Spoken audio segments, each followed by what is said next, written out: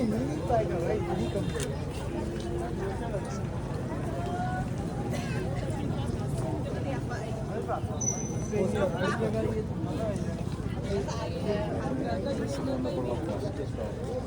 later, Trần Minh Công passed away.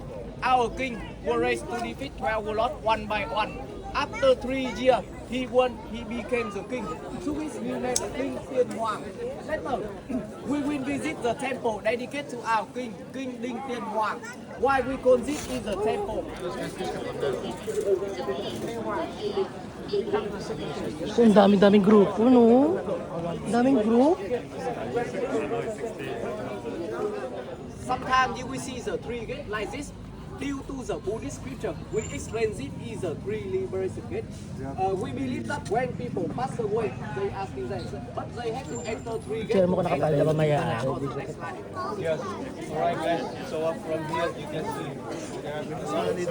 Oo nga eh. Dito. you can see up on the roof there are two dragons. Dapat dun, no? Sa gitna.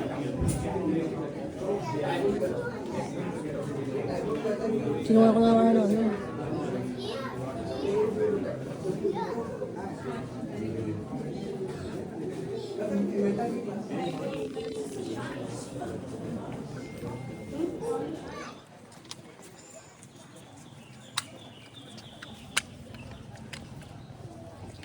Ready ko na siya. Ready ko na siya. Ready the tripod. Yan na, ready na. Meron ako, pero Diyos ko, hindi ko talaga... Hindi mo alam paano gamitin. Alam mo talaga pag...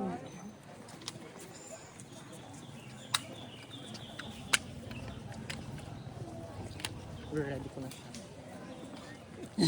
Ready ko na siya. Ready the tripod. Yan na, ready na.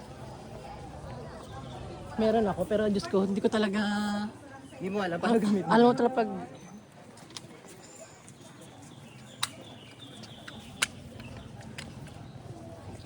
Ready ko na siya.